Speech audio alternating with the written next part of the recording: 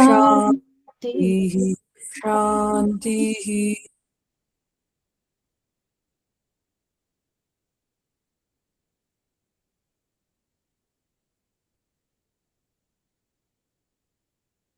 ओम। आज के दिन हम श्रीमद् वाल्मीकि रामायण इस पुस्तक का स्वाध्याय करते हैं और इस पुस्तक के अयोध्या कांड के 70वें सर्ग को हम पढ़ रहे हैं। ये लंबा सर्ग है और इस सर्ग में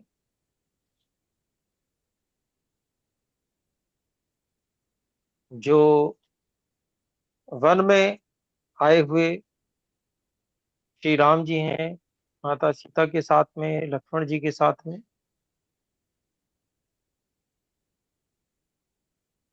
उनको ढूंढने के लिए, देखने के लिए भरत जी पूरी सेना के साथ में जब आते हैं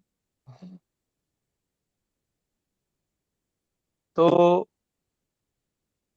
भरत जी को श्री राम जी को इस प्रकार से वनवासी रूप में देखकर बहुत ही दुख होता है, बहुत कष्ट होता है।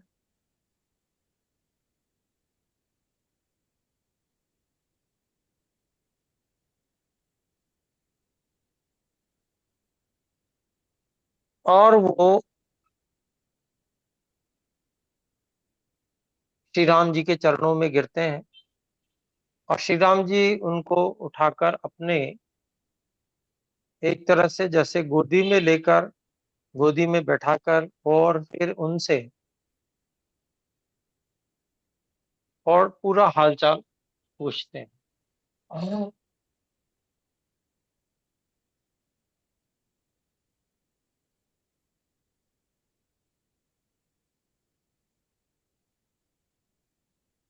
और हालचाल पूछते पूछते ही श्री राम जी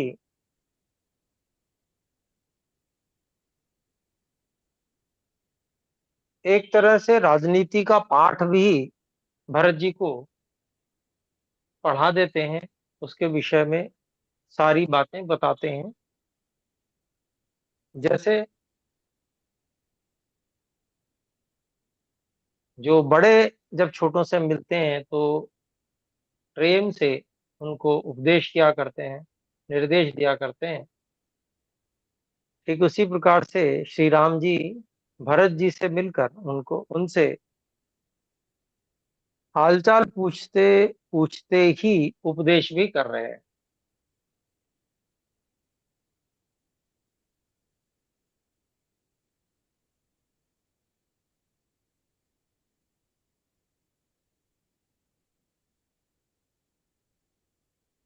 तो यहाँ पर हम इस 70वें सर्ग के 26 श्लोकों को पढ़ चुके हैं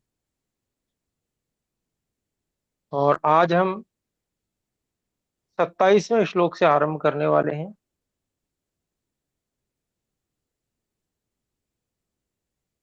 तो 27वां श्लोक इस प्रकार है। कच्चिद व्यपास्तान हितान रतियातांश्च सर्वदा दुर्बलानन वन वज्ञाय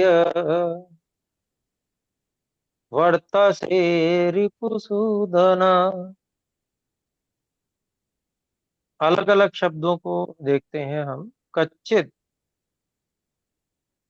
भी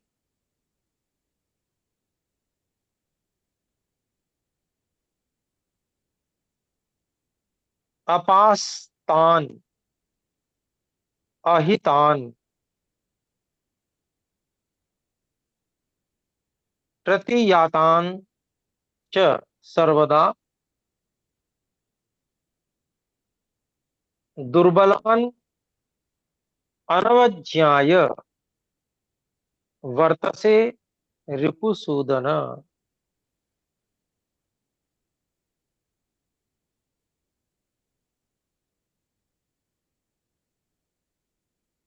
तो इसका हम इस प्रकार अन्वय करते हैं हे रिपुसूदन,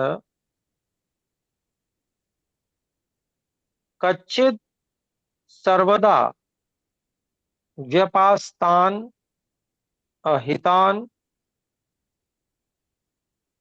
दुर्बलान प्रतियातांश्च अनव अनवज्ञाय वर्तसे। तो प्रश्न कर रहे हैं श्री राम जी, हे रिपुसूदन, हे शत्रुओं के संहारक, शत्रुओं को नष्ट करने वाले भरत जी। भरत जी बहुत वीर हैं, शत्रुओं के संहारक हैं, इसलिए ये संबोधन श्री राम जी उनके लिए कर रहे हैं कि हे शत्रु संहारक भरत जी, क्या हमेशा सर्वदा व्यपास्तान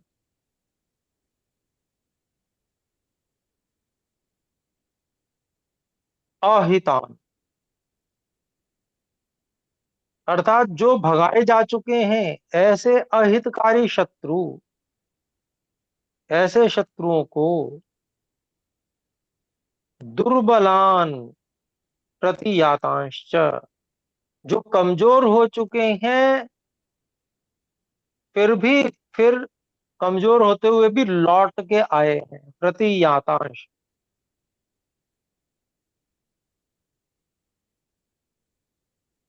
या प्रापणे धातु से यातान बना हुआ है, तो प्रति वापस आने के लिए हो गया। तो ऐसे जो दुर्बल होते हुए वापस आए हैं,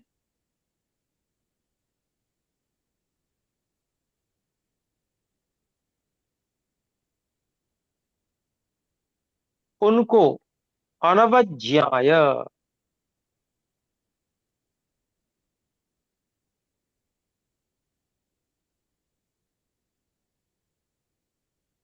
कच्चित नवर्तसे, अर्थात उनको, उनकी अवज्ञा करके, उनकी उपेक्षा करके तो तुम कहीं व्यवहार नहीं करते हो। अर्थात शत्रु को दुर्बल भले ही हो, वो कभी दुर्बल समझना नहीं चाहिए। यही एक बुद्धिमान राजा की पहचान है। और ये गलती इतिहास में पृथ्वीराज चौहान के द्वारा दोहराई गई, जो कि बहुत अधिक हानिकारक सिद्ध हुई। पृथ्वीराज चौहान ने, जो मुगल आक्रमणकारी था, उसको 17 बार हराया। 17वीं बार हारने के बाद भी फिर वो जब पलटकर आक्रमण करता है, तो ऐसी स्थिति में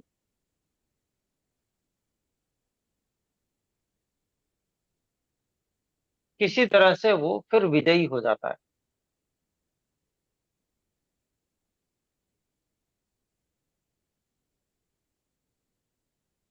तो यहां पर जो वही बात कही जा रही है कि इस प्रकार का जो अपने से कमजोर शत्रु है, उसको, उसकी अवज्ञा करते हो क्या तुम? क्या उसको ऐसे ही समझ लेते हो?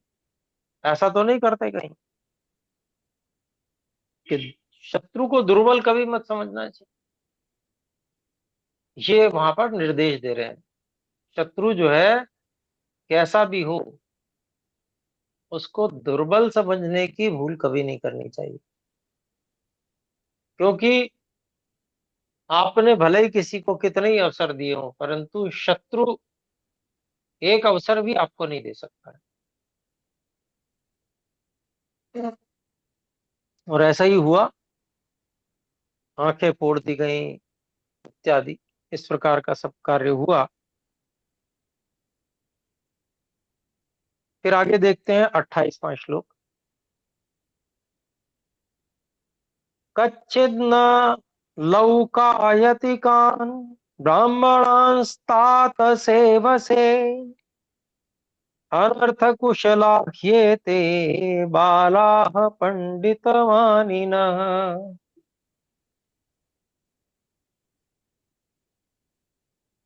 अगली बात पूछ रहे हैं।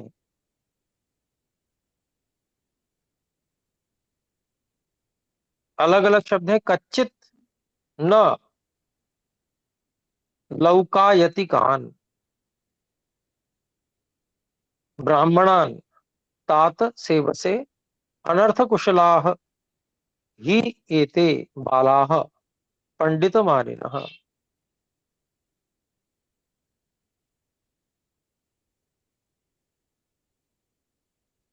तो यहाँ और भी सावधान कर रहे हैं। देखिए इसका अन्वय इस प्रकार है। कच्चित लौकायति कान ब्राह्मणान न सेवसे तात ही एते पंडित मानिनः बालः बालाः अनर्थ कुशलाः। तो श्री राम जी समझा रहे हैं, कहीं तुम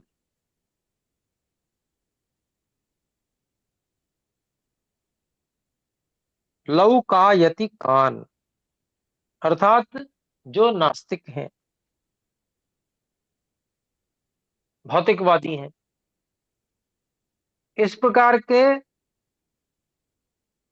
ब्राह्मणन, स्वयं को ब्राह्मण कहने वाले, जो वास्तव में ब्राह्मण नहीं है, नास्तिक हैं, लेकिन स्वयं को जो ब्राह्मण कहने वाले, ऐसे लोगों को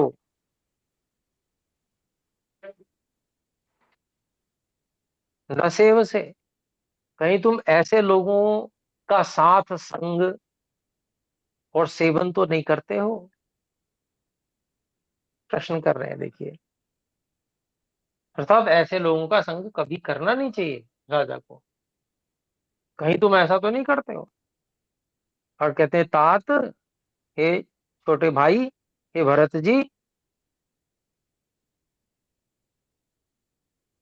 निश्चय ही ऐसे लोग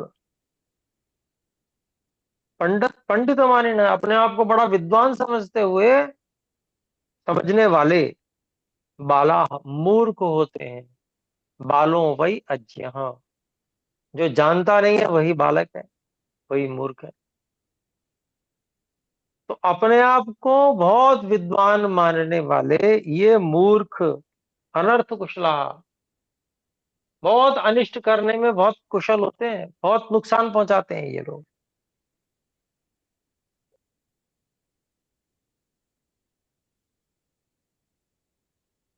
क्योंकि वो धर्मानुष्ठान से चित्त को हटा देते हैं और लोगों को बहका देते हैं कुमार्ग में। इस तरह के तर्क देंगे कि लोग कुमार्ग में बहक जाएंगे।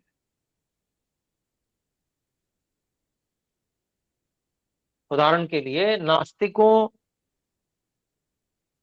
की जब राजा सलाह मान लेता है तो वो राष्ट्र का अहित करता है। कैसे? ईश्वर की न्याय व्यवस्था है कि पूर्व जन्मों के कर्मों का फल वो अगले जन्म में दे देते हैं ईश्वर। और जो नास्तिक है वो इस व्यवस्था को मानते नहीं है। और जब वो इस व्यवस्था को मानते नहीं है तो क्या करते हैं? तो कहते हैं कि इनकी जो संतानें हैं, इनके पूर्वजों को बहुत कष्ट पहुंचाया गया, इसलिए इनको सुविधा देनी चाहिए। अर्थात योग्यता बनाए बिना भी उनको सुविधा देनी चाहिए। तो कैसी अंध परंपरा समाज में चलेगी राजा के द्वारा कि जो कम योग्य व्यक्ति हैं उनको भी ऊंचे पदों पे बैठा दिया जाएगा, या विशेष ऐसे स्थानों पर उनको स्थान दे दिया जाएगा जो महत्वपूर्ण है। और जहां वो गलत निर्णय करेंगे, जब वो गलत निर्णय करेंगे तो क्या होगा? राष्ट्र में भ्रष्टाचार होगा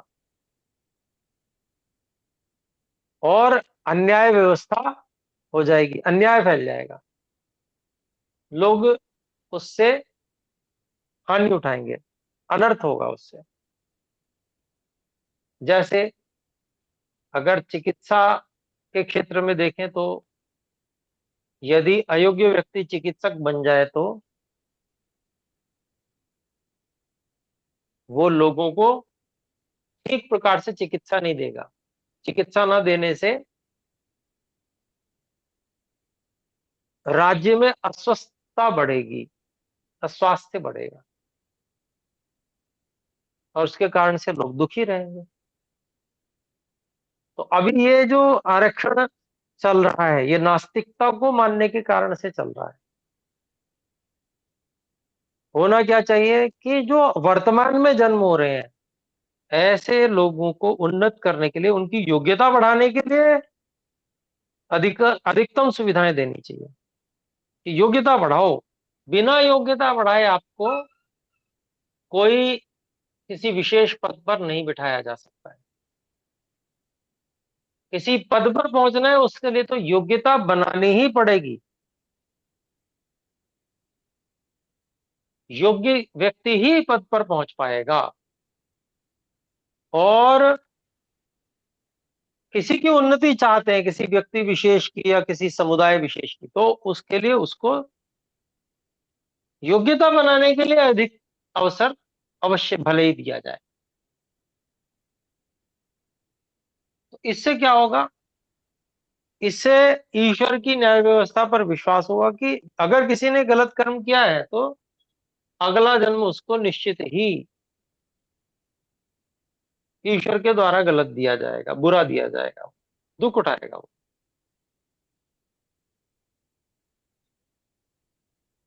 और राज्य व्यवस्था ठीक बनी रहेगी अगर आस्तिक रहेंगे तो।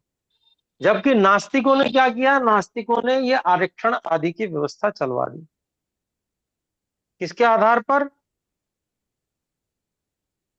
जातिगत, जन्म से जो मान्यताएं हैं उनके आधार पर, जो कि सर्वथा गलत है, जिसके कारण से समाज में भ्रष्टाचार और अधिक बढ़ रहा है, हानियां हो रही हैं। तो ये उदाहरण है इस श्लोक का जो ये समझाया है श्री राम जी ने भरत जी को। भाई नास्तिकों के चक्कर में तो नहीं पड़ जाते कहीं लोग।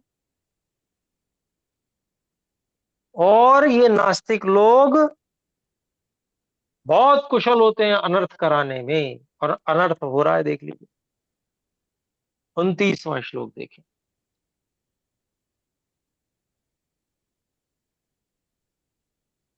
विवर्जितो नरैः पापैर्मम पूर्वैः सुरक्षितः कच्चिज्जनपदः स्फीतः सुखं वसति राघव।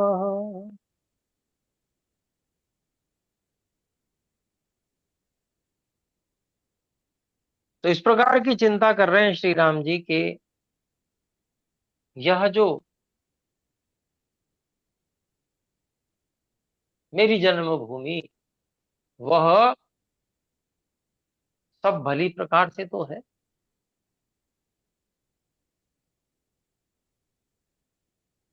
तो जन्मभूमि से बहुत प्रेम करते थे श्री राम जी। तो यहाँ पर वो प्रकट हो रहा है, देखिए। अब यहाँ पर हम देखते हैं अलग अलग शब्द। विवर्जितः नरैः पापैः मम पूर्वैः सुरक्षितः कच्चित् जनपदः स्फीतः सुखम वसति राघव। और अन्वय इस प्रकार है, हे राघव,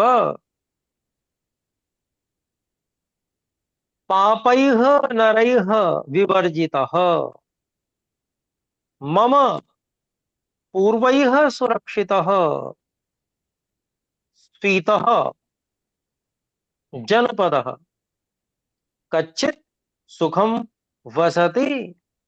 प्रश्न कर रहे हैं श्री राम जी कि हे राघव, क्योंकि श्री राम जी भी राघव हैं, रघुकुल वंश वाले हैं, और भरत जी भी रघुकुल वंश वाले हैं, इसलिए वो भी राघव हैं। तो भरत जी को भी वैसे ही संबोधन कर रहे हैं, तो हे राघव, हे भरत जी, पापैः नरैः विवर्जितः, जहां पापी लोगों का रहना बिल्कुल मना है। पापी लोगों को रहने नहीं दिया जाता जहां पर। ऐसा मम पूर्वैः सुरक्षितः, मेरे पूर्वजों के द्वारा जो सुरक्षित है, रक्षा किया जाता है, रक्षा किया जाता रहा है पूर्वजों के द्वारा। ऐसा स्फीतः, सब प्रकार से संपन्न, जनपदः, राज्य, कच्चिद, क्या, सुखम वसति, क्या सुख से तो सब लोग वहां पर रह रहे हैं, सब सुखी तो हैं। यद्यपि भरत जी का भी वो जन्म स्थल है, लेकिन श्री राम जी का भी है, तो श्री राम जी का एक अधिकार बनता है प्रश्न करने का। तो वो उसी अधिकार से ये प्रश्न भरत जी से कर रहे हैं।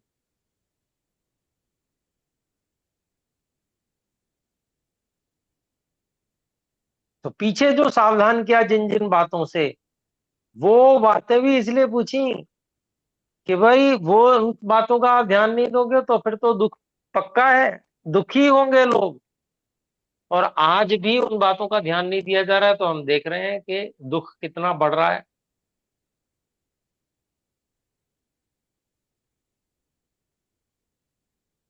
ईश्वर के न्याय पर विश्वास नहीं है, और सारा न्याय स्वयं ही कर लेने के लिए उतारू हैं लोग,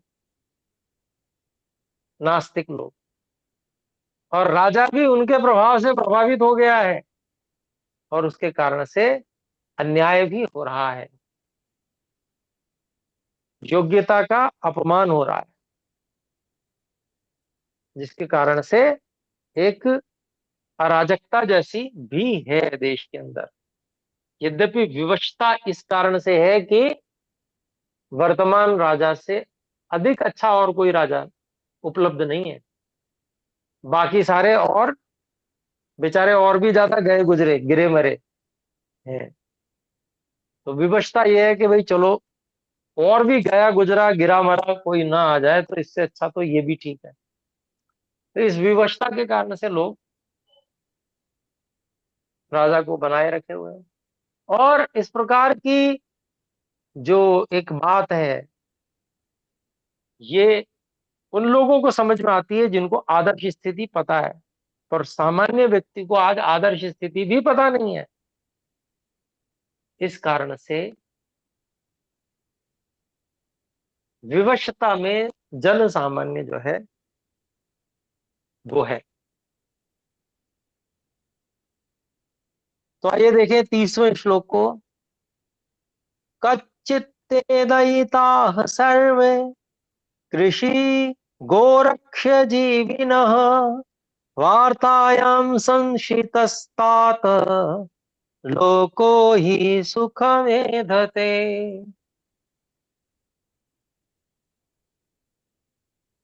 इसमें भी बड़ी गंभीर बात कही गई है, इस श्लोक में भी।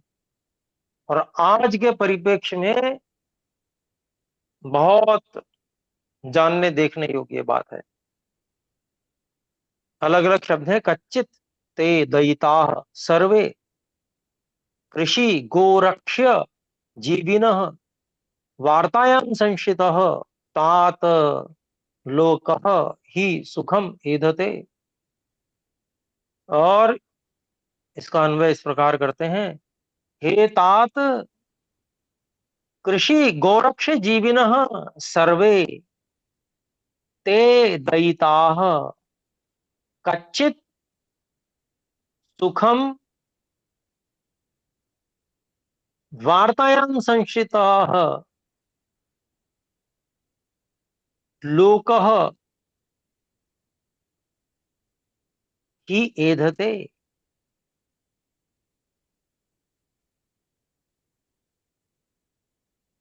तो श्री राम जी प्रश्न कर रहे हैं कि हे भरत जी, तात, छोटे भाई को भी तात करके संबोधन करते हैं, जो प्रिय है। तो हे तात, हे भरत जी, कृषि गोरक्षा के द्वारा जो जीवन आजीविका प्राप्त करते हैं, ऐसे हैं कृषि गोरक्ष जीविना। अर्थात जो खेती करते हैं, अन्न उत्पादन करते हैं, और जो गोर गाय की सेवा और उनकी रक्षा करने वाले ऐसे जो लोग हैं, ऐसे सर्वे, ऐसे सभी तुम्हारे जो प्रियजन हैं, दयिता कच्चित, क्या वे सुखी हैं? प्रश्न कर रहे हैं। और फिर कहते हैं वार्तायाम संशिता, अर्थात व्यापार आदि लेन देन, वार्ता अर्थात जिसको हम व्यवहार कह सकते हैं, आपसी व्यवहार। तो व्यवहार के द्वारा जो लेन देन करते हैं, वस्तुओं का आदान प्रदान करते हैं, लोगों तक सुविधाओं वस्तुओं को पहुंचाते हैं, ऐसे जो वैश्य वर्ग हैं, जो इस प्रकार के व्यवहार में आश्रित हैं, ऐसे जो लोग हैं, क्या वे भी धन धान्य से सुख से युक्त रहते हैं?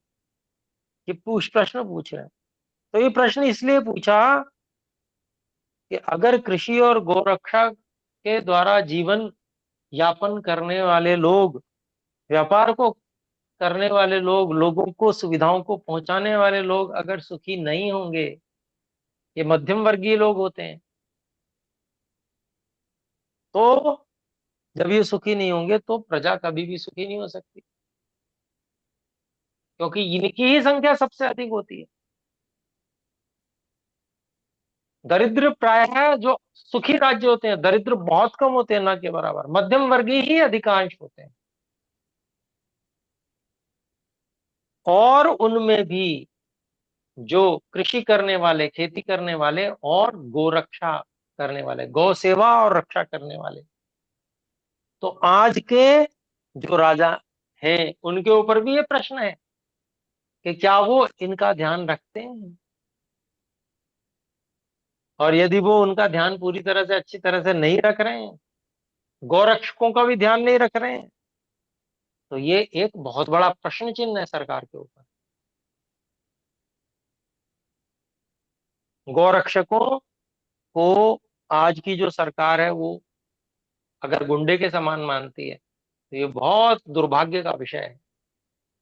और जो गाय के मांस को खाने वाले लोग हैं उनको सरकार छूट देती है, ये भी एक बहुत बड़े दुर्भाग्य का विषय है। यद्यपि विवशता है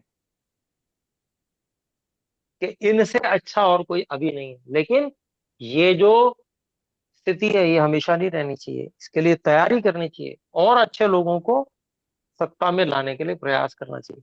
तो समय हो चुका है, ये राजनीति का विषय चल रहा है, तो अभी इतना ही हम रखते हैं। आइए मिलकर एक बार ओम का उच्चारण करें। ओ ॐ